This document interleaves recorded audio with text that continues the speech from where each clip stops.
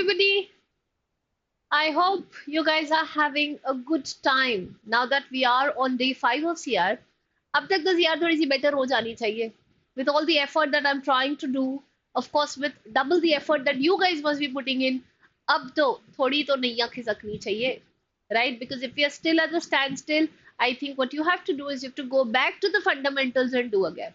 And ये जो fear है ना CR का, सबसे पहले तो इसको हटा दो. CR is very fun provided you begin to like it. It's only when you let the fear overpower you is when critical reasoning goes wrong. And something that I keep saying, critical reasoning is all what you think. ये कोई नई नायाब चीज नहीं है.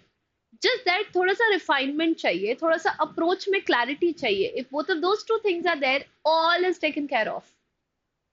So my advice to you guys is we are on day 5, and if you still feel that critical reasoning is not your it's not something that you will be able to do, then reconsider and start doing it from the beginning, because it cannot be कि reasoning है. Reasoning innate होती है, ये तो आप इसके साथ आए हो.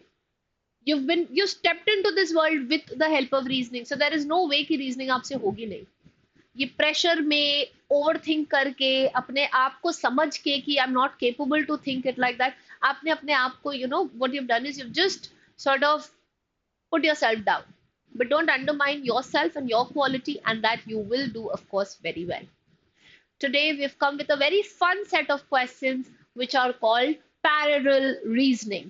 And of course, towards the end, I will just take 2 minutes of your time to walk you through the general CR tips that I keep seeing giving on and off, because today officially we wrap the question stems. One more class remains wherein हम लोग live एक stimulus में 5 या 6 question type solve करेंगे, so that you understand the variation between all of it. Of course, that will follow next. But today, let's do a very fun lot of questions that we have, which is called parallel reasoning. The word parallel means similar. तो मतलब आपको क्या करना है, options में से देखना है किसमें सिमिलर रीजनिंग है. So mirror mirror on the wall, who's the most logical of them all? आज पता चल जाएगा, of course. Let us begin. But before we begin, there is a series. I mean, there is an online batch that we are starting. You can, of course, I will move aside so that आप इसको देख लो. There is online classroom program that we are starting, wherein हम लोग सारे tricks and trades बताएंगे, and of course you will have one-on-one with the faculties. If you wish, you can always scan the code for all the details that you want. Now that that is done with, let's begin. First things first, parallel reasoning होती क्या है?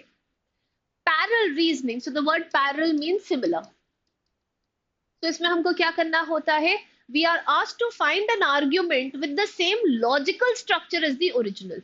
तो आपके पास एक original question stem दिया है. Parallel reasoning में आप ये देखोगे कि all the 4 options are different from what the question says. Because at that point of time, it is not the content that matters, it is the structure.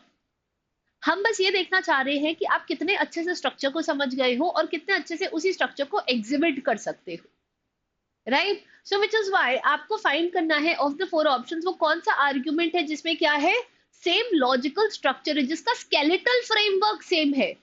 अंदर कैसा भी इंसान हो, अच्छा इंसान बुरा इंसान कोई भी हो, ढांचा दो मुझे किसका, सेम है to what it is. So if there is a 4-legged skeleton, then I want a 4-legged skeleton only. अब doesn't matter वो cat का हो तो. Anatomy में मुझे नहीं जाना है, मुझे ढांचे पे जाना है.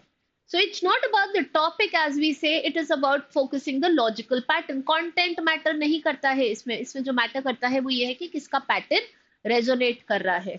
So it's like matching melodies with different lyrics. प्रीतम को देखा है ना? Who is that Anu Malik? ये लोग क्या करते हैं, ये लोग अंग्रेजी गानों को उठाते हैं, लिरिक्स चेंज करके उसमें हिंदी गाने लगा देते हैं, right? But the music remains the same, right? बस यही तो है parallel reasoning. You have to make sure that the skeletal framework remains the same, अंदर कोई भी बात हो रही हो, राइट? सो ए को बी पसंद है पर बी को सी पसंद है. अभी मुझे देखना है इन सब में किसका रीजनिंग इसी चीज से मैच करता है. तो अगर मैंने बोला कि कॉलेज में 2 लड़के, एक लड़का एक लड़की को पसंद करता है, वो लड़की किसी और लड़के को पसंद करती है, ओके, राइट? अब यहाँ पे भी हम लोग देखते हैं पसंद is what it is, right? So which means in the following option मुझे भी ये देखना है कि किसी एक को किसी और सेटअप में भी ऑफिस में, राइट? एक को फेवर करते हैं या पसंद करते हैं पर वो दूसरे को पसंद करता है, बस.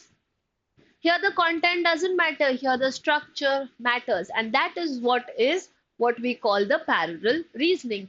Now what are the key features जो आपको हमेशा इसमें मैच करना चाहिए? सबसे पहले सेम लॉजिकल स्ट्रक्चर होना चाहिए। तो अगर आपको दिख रहा है कि आपका जो भी क्वेश्चन है वो कॉज इफेक्ट है, तो फिर आप इसमें एंड में देखोगे या 4 ऑप्शंस में देखोगे कौन सा वाला कॉज इफेक्ट अभी भी बोल रहा है। एनालॉजी है तो वो देखो etcetera. So the first thing you have to do is you have to make a pattern. The best thing you can do is एक फ्लो चार्ट बना लो इन्फॉर्मेशन का, कौन सी चीज किसको कर रही है, कौन सी चीज किसको कर रही है, so that you know this clarity. Next, same use of evidence. हमेशा कोशिश करना कि अगर आपने ए से बी को प्रूव करने के लिए एक एविडेंस लिया है, तो आपका जो ऑप्शन होगा उसमें भी ए से बी को प्रूव करने के लिए कोई एविडेंस होना चाहिए। अब इट डजंट मैटर एक क्लासरूम सेटअप है और एक घर का सेटअप है, doesn't matter.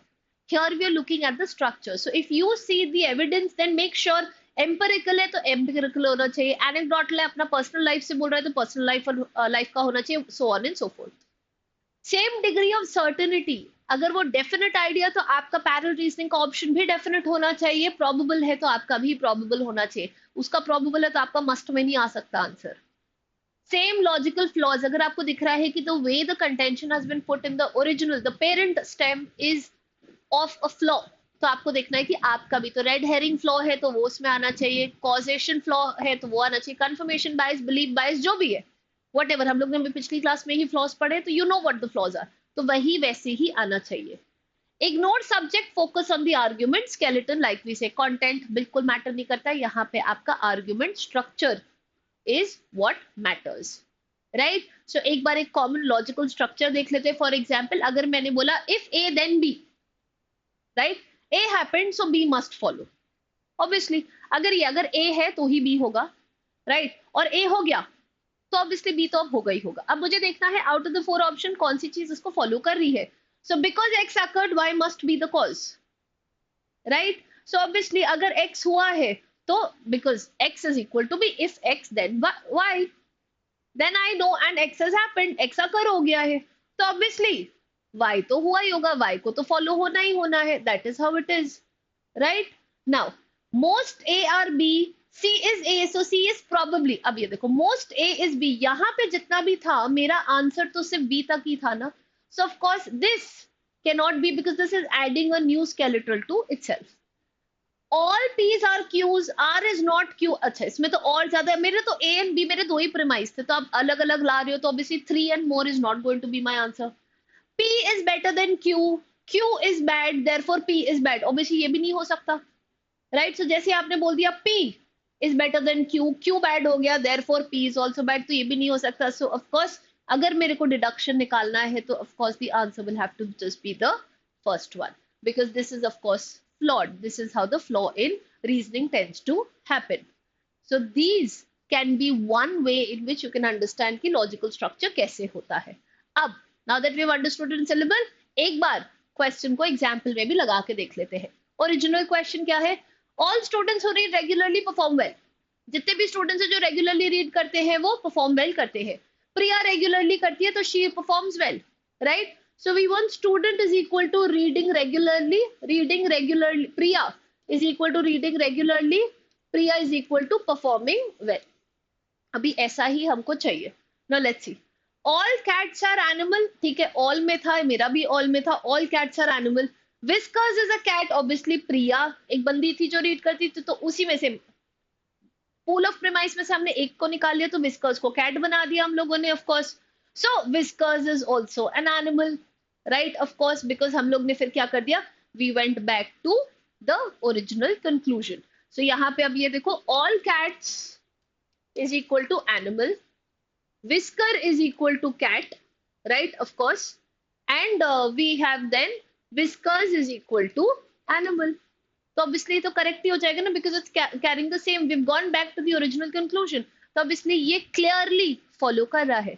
versus Priya enjoys fiction, she is a reader, ये नहीं हो सकता because fiction तो एक नया premise add हो गया। सो पैरेलल रीजनिंग में हमें हमेशा क्या करना होता है, we simply have to see the structure को बॉइल डाउन करो और देखो वही कंक्लूजन उसी स्ट्रक्चर में कैसे आ रहा है। Let's try some strategies that we have, beginning with the first. हमेशा याद रखना, एब्स्ट्रैक्ट द लॉजिक पैटर्न, सबसे पहले अपने दिमाग में समझ लो या उसको छोटे में निकाल लो, ऐसे A is leading to B, B is leading to C, A is equal to C, whatever it is, एक abstract pattern, there should be an imprint of what you are looking at in your mind। argument skeleton को पकड़ो, use POE to eliminate mismatch, process of elimination. Confusing होगा, इसीलिए फट से जैसे ही extremes आए या कोई भी ऐसी चीज है जो आपको लगता है यार रेड फ्लैग, इसको तुरंत हटा देना। In ignore content and topic distraction. कभी कभी वो लोग आपको एक ऑप्शन दे देंगे जो शायद आपके उसके उसी पे बात करे, it is talking on the matter, but that will not be an answer because parallel reasoning में तो structure matter करता है, it's not about what the information goes to say, right? So let's do a practice question to be able to know again. People who exercise have fewer issues. Okay, Nandini does not, right? Now उसने बोला people who exercise have fewer issues, जो करते हैं। अब Nandini does not, right? So let's see. People who sleep well are more alert. Ravi doesn't. Obviously, more issues, less alert. Commonality. So that is the kind of reasoning that I want. इधर क्या हुआ? लोग people who exercise have fewer issues. लोगों को exercise करने चाहिए, नंदिनी नहीं करती है, तो negative answer. Likewise, people who sleep are more alert. Positive premise है, Ravi doesn't. Negative. Parallel reasoning बन गई। कोई भी ऐसा ऑप्शन जिसमें आप एलिमिनेट कर सकते हो, मिसमैच स्ट्रक्चर हो गया, लॉजिक होगा, वो आपका आंसर नहीं होगा। एक और देखते हैं। All actors are creative, Tom is an actor, Tom is creative. तो यहाँ मैंने बोला all actors is equal to creative, Tom is equal to actor, so obviously Tom is equal to creative. अभी यही होना है मेरे पास।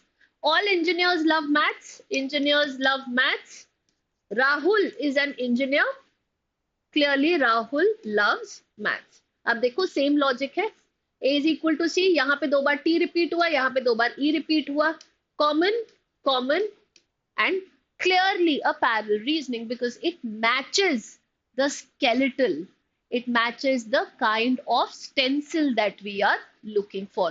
So always make sure logical structure आप मैच करोगे, कंटेंट को नहीं। आपका होमवर्क है, अब आप मेरे को बताओ। All students wake up early, Reena doesn't. This is of course the conclusion जो आप इसको assume करोगे।